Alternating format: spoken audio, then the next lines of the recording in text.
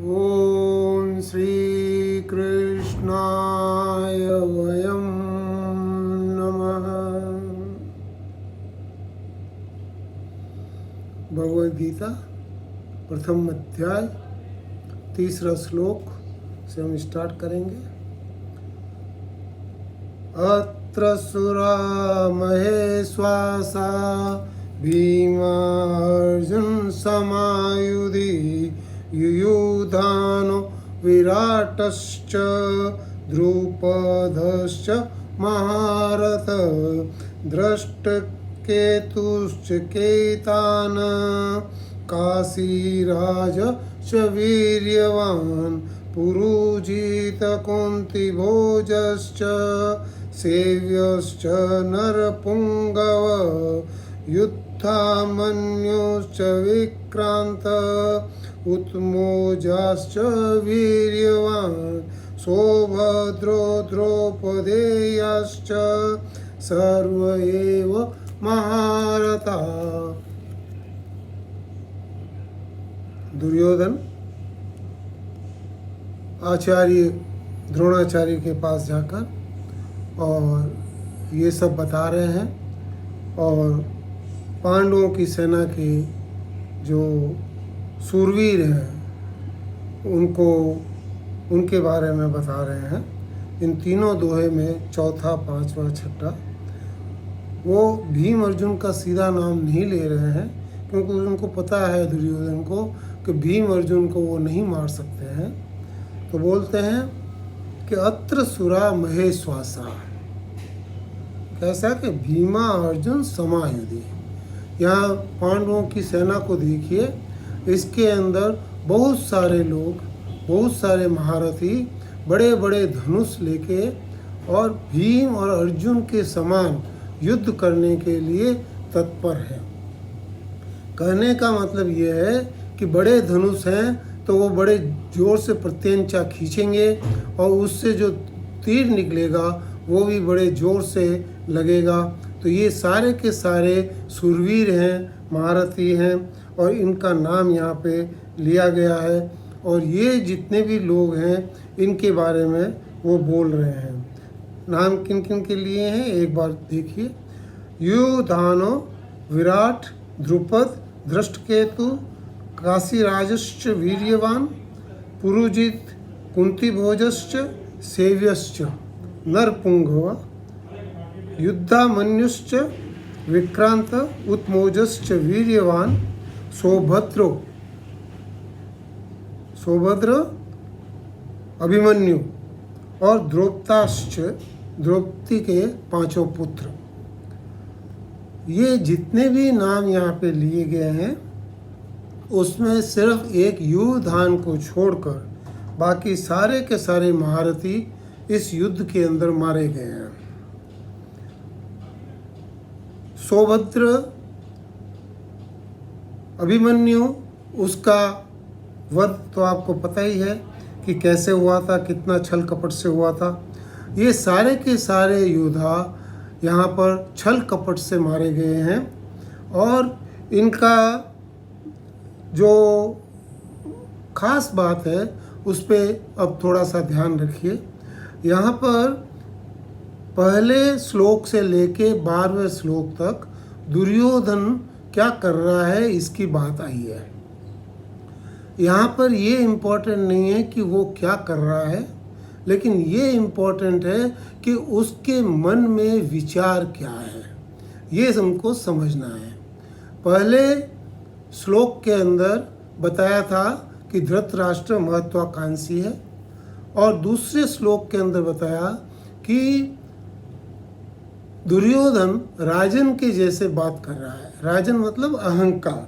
तो वो अहंकार, जब इच्छाएं हमारी कोई न कोई पोषित करता है तो इच्छाएं बलवान होती हैं और इच्छाएं बलवान होने से हमारा अहंकार बढ़ता है। फिर तीसरे के अंदर उन्होंने बताया, क्या बताया कि द्रुपद पुत्रेण,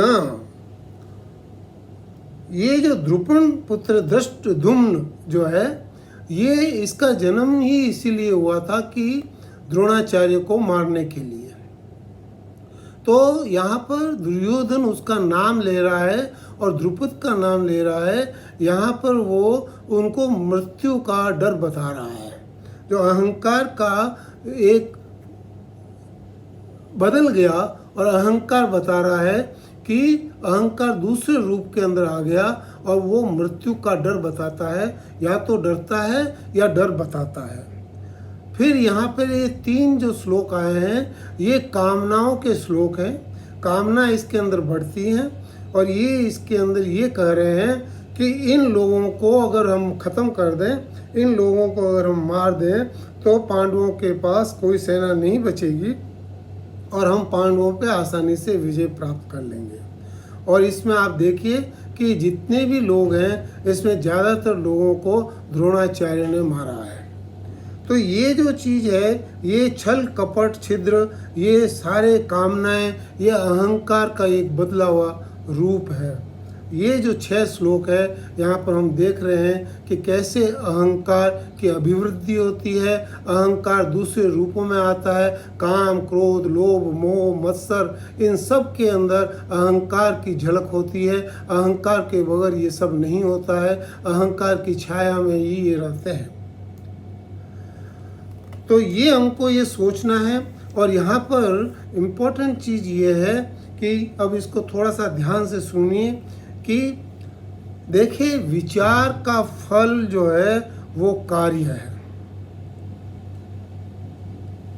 कर्म का फल जो है वो पाप पुण्य है। विचार करने से किसी को पाप नहीं लगता है, किसी को पुण्य नहीं मिलता है। जब तक वो कार्य रूप में परिणित नहीं होता है तब तक पाप और पुण्य नहीं होता है। तो विचार पाप पुण्य का कारण नहीं है। ये जो विचार है ये पहले मन को बिगाड़ता है और उसके बाद में स्वभाव को बिगाड़ता है और फिर कर्म को बिगाड़ता है, तब जाके पाप पुण्य होते हैं। इसलिए ये जरूरी है कि पूरी भागवत के अंदर हम ये, पूरी गीता के अंदर हम ये समझने की कोशिश करें कि विचार कैसे आ रहे हैं, कैसे हो रहा है, कैसे बदल रहा है। और ये हमको बहुत ही हेल्प करेगा हमको अपने आप को पहचानने में। यहाँ पर हमारी जो शिक्षा है वो यही है कि इसलिए हमें अपनी इच्छाओं पर नियंत्रण रखना चाहिए। और कोई भी अगर हमारा आसपास का आदमी कोई भी इसको हवा दे या इसको फुलाए तो उसकी बातों में नहीं आना चाहिए। और हमारे अंदर जो अहंकार के कारण विशेष बातें होती हैं मन बुद्धि के अंदर, अंतकरण के अंदर, उसको हमको समझना चाहिए और उसको पहले से हम उसके लिए तत्पर हो जाएं, उसके लिए सावधान हो जाएं। तो यही हमारी सबसे बड़ी बात है और यही चीज़ हम आगे भी देखेंगे। अब एक चीज़ और है कि एक प्रश्न आया कि गीता पढ़ने की उपयोगिता क्या है। ये पिछले हमने बात किया था, पिछले इसमें तो किसी ने पूछा है कि गीता पढ़ने की उपयोगिता क्या है। हमने पिछले उसमें बात किया था कि हम इसके अंदर विचार, क्रिया और फल मतलब लक्षण, विचार, क्रिया और लक्षण के बारे में बात करेंगे और उनके बीच में आपस में संबंध को देखेंगे। आज हमने विचार के ऊपर थोड़ी सी बात की है, आगे भी और बात करेंगे। लेकिन इसके पहले हम ये समझ लें कि गीता से हमें क्या मिलना है। एक प्रसंग है कि एक स्कूल के अंदर बच्चों को लेके वो आम के बगीचे में ले गए और आम के बगीचे में सबको पिकनिक के जैसे 2-3 घंटे रहना था। तो उसके अंदर सबको बताया कि भाई ये ऐसा आम होता है, ये ऐसा है, ये ऐसा है। और उसके बाद में बच्चे अपने लग गए। कुछ बच्चे तो ऐसा है कि वो कॉपी किताब लेके उसके अंदर सारे आम के बारे में फ़ोटो बनाना, लिखना, ये करना, वो करना, ऐसा करने लगे। और कुछ लोग थे जो अपने साथ में टिफ़िन लाए थे तो वो टिफ़िन उन्होंने खोल के खाया आराम से। और कुछ लोग ऐसे थे जो आम जैसे ही उन्होंने गुरुजी ने छोड़ा तो फटाफट सारे आम खाने में लग गए और वहाँ से 2 घंटे तक उन्होंने जितने आम खाने थे खा लिए, अपनी तृप्ति पूरी कर ली। तो ये आपको ये देखना है कि गीता पढ़ के क्या आपको लिखना करना है, क्या आपको उसकी अपनी चीज़ों को नहीं छोड़ के और वो अपना टिफ़िन खाना है या आम खाना है, या तीसरी श्रेणी में जिसने आम खाया है। तो ये जो चीज़ें आपको रास्ते में मिल रही हैं उनको आप भरपूर उसका आनंद उठाइए और उस चीज़ को आप लीजिए। यही गीता की उपयोगिता है। हर शब्द में, हर श्लोक में, हर पाठ के अंदर कई चीज़ें सीखने की है।